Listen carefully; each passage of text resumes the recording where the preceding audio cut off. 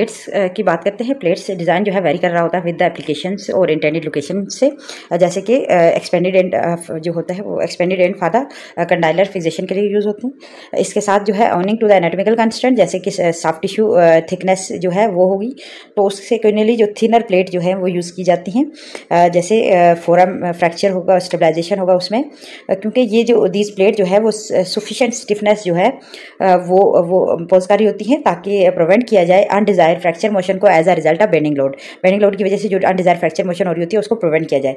तो उसके लिए जो वो क्या करती हैं, प्लेट जो है सिग्निफिकेंट स्टिफनेस देती हैं। और सिग्निफिकेंट स्टिफनेस को हम कैसे कैलकुलेट करते हैं, the function of the width of the plate multiply by it's thickness cubed. ठीक है, इसे हम देख रहे होते हैं। अब तो जो स्क्रू जो है वो भी यूज़ हो रहे होते हैं, इंसर्ट होते हैं into the plate with the torque drive के साथ, और जो थिकनेस होती है वो sorry tightness of the screw जो है वो हम रीचेक कर रहे होते हैं कि अगर एक स्क्रू पे ज़्यादा लोड आएगा तो वो फिर उसमें जो पॉसिबली वो अगर ज़्यादा लोड उठा रहा है तो वो फेल हो जाएगा, क्योंकि और इसलिए हमें मतलब मैक्सिमम जो है वो जो सारी जगह पे जो है इक्वल जो लोड होना चाहिए ताकि वो फेल जल्दी ना हो। सम प्लेट्स जो यूज़ हो रही होती है वो स्पेशली डिज़ाइन स्क्रू होल्ड स्लीट्स होती हैं, उनमें काउंटर सिंक होते हैं ताकि एकोमोडेट किया जाए स्क्रू के हेड को। जो अदर सेंटर जो होते हैं वो ऑफसेट होते हैं with respect to screw head के हिसाब से वो ऑफसेट होते हैं, ताकि ऑब्टेन किया जाए इंटरफ्रेगमेंट्री कंप्रेशन। जब स्क्रू आप टाइटन कर रहे होते हो तब हमें इंटरफ्रेगमेंट्री कंप्रेशन मिले जब स्क्रू को आप टाइट करो। इन अल्टरनेटिव मेथड जो है फॉर अचीव द कंप्रेशन जो है is pre bend plate use करते हैं बिफोर एप्लीकेशन के, ताकि सो दैट जो वेन द जो अटैचमेंट स्क्रू जो है वो टाइटन होंगे तो बोन फ्रैगमेंट जो है आर अप्रोक्सीमेटेड हो एज प्लेट स्ट्रेटन, जैसी प्लेट स्ट्रेटन होगी। तो some of the new plate design जो है वो यूज़ कर रहे होते हैं यूज़ टू थ्रेडेड होल, ताकि एंगेज करके रखें स्क्रू को। सो द बॉयकॉटिकल स्क्रू जो इंसर्शन जो है वो एसेंशियल नहीं होती है, is not as essential for maximum flexion stability. This plate जो है do not have the contact with the bone, दस द इंटायर लोड जो होता है क्रॉस द फ्रैक्चर वो सारा बोन किसने किया होता है स्क्रू में, क्योंकि वो यही जो साइड होती है फ्रैक्चर फेलियर की होती है, क्योंकि प्लेट तो बाहर लगी हुई है और जो स्क्रू है उसने सारा जो फ्रैक्चर का जो इंटायर फ्रैक्चर का जो लोड है क्रॉस द फ्रैक्चर वो उसने उठाया हुआ है। दिस प्लेट जो है do not have a contact to a bone के साथ कॉन्टैक्ट नहीं होता, दस द इंटायर लोड जो होगा वो कहाँ पे होगा, अक्रॉस द फ्रैक्चर जो है वो बोन करेगी कौन, स्क्रू जो है उसको उठा के रखते हैं, पूरे लोड को बेयर करके रखते हैं। तो उसकी वजह से जो ये जो है साइट होगी फ्रैक्चर फिक्सेशन फेलियर की भी साइट बन सकती है। और यहाँ पे जो प्लेट्स जो हैं जो हम इस तरह भी यूज़ कर रहे होते हैं ताकि हम स्पैन द गैप जो क्रिएट हुआ है सेवियर फ्रैक्चर की वजह से, ट्रॉमा सर्जरी की वजह से, एंड द फ्रिक्वेंटली हम यूज़ कर रहे होते हैं frequently use with the bone graft for this application. Unless जो ग्राफ्ट जो है एग्जैक्टली साइज होगा एग्जैक्टली साइज होना चाहिए, द प्लेट जो होगी वो बेयर करेगी entirely load across the deficit वो करेगी, और जो बेंडिंग मोमेंट होगा on the screw plate fixation जो है वो लीनियरली इंक्रीज होगा विद द डेफिसिट साइज के हिसाब से। दस द प्लेट जो है वो रिक्वायर्ड करेगी एडिक्वेट स्टेबलाइजेशन। ठीक है, कब होगा particularly at the more high load, जब होगा at the end where at least 3 जो स्क्रू हैं वो जहाँ पे अगर हाईली आपके पास पर्टिकुलरली मोर हाईली लोड जो है हुआ है एट द एंड्स पे, तो वहाँ पे आपको एटलीस्ट 3 जो स्क्रू है वो नीडेड होते हैं, ताकि इनटू द बोन नीडेड होते हैं ताकि वो बेयर कर सके वेट को। ये हमारे पास जो है इमेज है effect plate placement, effect of plate placement. यहाँ पे आप plate is located on the compression side cause the fracture to gap with loaded. यहाँ पे आप देखो गैप ओपन हुआ हुआ है, ये प्लेट है, ये plate on the compression side, plate on the tension side, ये प्लेट है, और फ्रैक्चर गैप क्लोज हुआ हुआ है यहाँ पे इसकी वजह से, प्लेट की वजह से।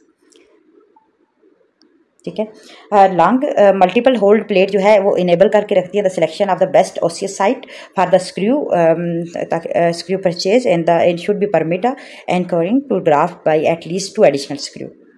मेजर सर्जिकल कंसिडरेशन जो है for use of plate are the requirement of large exposure की जरूरत होता है, क्योंकि वहाँ पे इंसर्शन हो रही होती है, possibility for compromising the periosteal blood supply compromise हो रही होती है बाय द एक्सपोजर की वजह से और प्लेट के इंसर्शन की वजह से। सम प्लेट जो होती हैं वो design have the inferior feet are the ridges होती हैं ताकि मिनिमाइज किया जाए इस तरह की पॉसिबिलिटीज़ को, क्योंकि ज़्यादा मेजर सर्जिकल कंसिडरेशन चाहिए होती है ना इसमें, ताकि क्योंकि वो लार्जर एक्सपोजर चाहिए बन रहा होता है ताकि किस तरह आप इंसर्ट करोगे। ठीक है, देर इज़ आल्सो इंटरेस्ट, अभी इंटरेस्ट जो इसमें है वो है पॉलीमर प्लेट्स में है। ये जो मोर फ्लेक्सिबल होती हैं, ये ग्रेटर डिग्री ऑफ माइक्रोमोशन जो है अचीव हो रही होती है इसमें एट द फ्रैक्चर, और इसके एडवांटेजेस भी हैं टू द बोन हीलिंग पे हैं, और मिनिमाइज स्ट्रेस शील्डिंग भी होती है इसमें। हिप फ्रैक्चर डिवाइसेस जो हैं कैन बी इंटरनल भी हो सकती हैं, एक्सटर्नल भी हैं in their application. The most common जो है एक्सटर्नल डिवाइसेस जो हैं इज़ द साइड प्लेट, जो आप फिक्स करते हो टू द फिमर में ताकि सपोर्ट करे इंटरनल लेग स्क्रू को।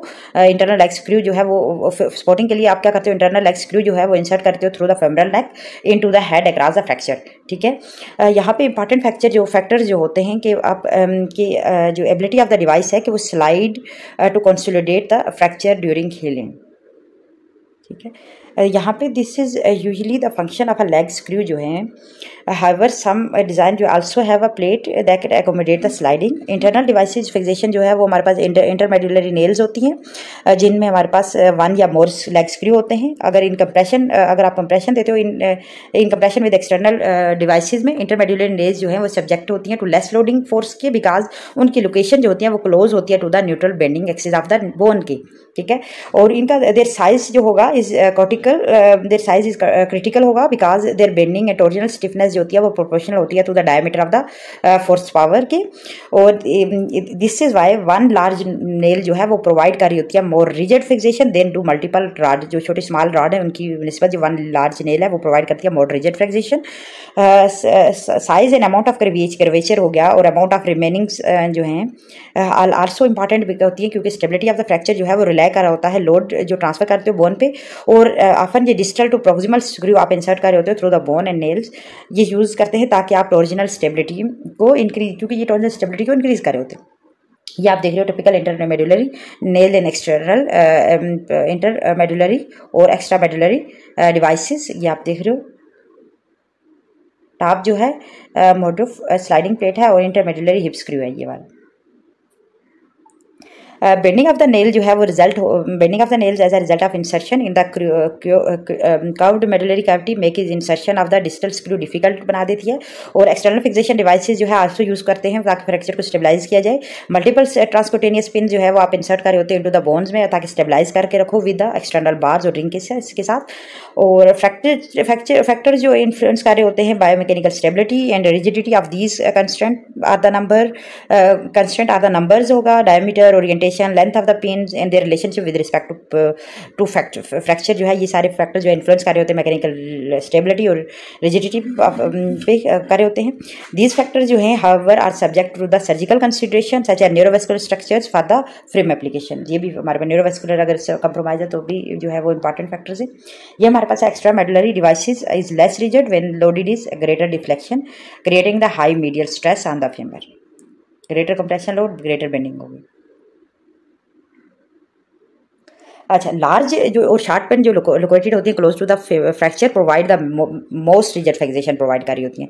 और सर्जिकल इम्प्लांट जो यूज़ होते हैं फॉर द डिफॉर्मिटी करेक्शन के लिए और द फ्रैक्चर फिक्सेशन के लिए वो कंसिस्ट कर रहे होते हैं various combination of rod, wires and plate and screw. The junction between these components are the often site of failure हो सकते हैं। कंप्रेशन जो side of failure such as फ्टीक हो सकता है, रेफ्टिंग होगी as a result of cyclic loading की वजह से, और रेफ्टिंग होगी या फिर फ्टीक हो जाएगी। स्पेसिफिक प्रॉब्लम जो होती है that is the size and location of the appropriate site of the devices attachment to the spine are limited.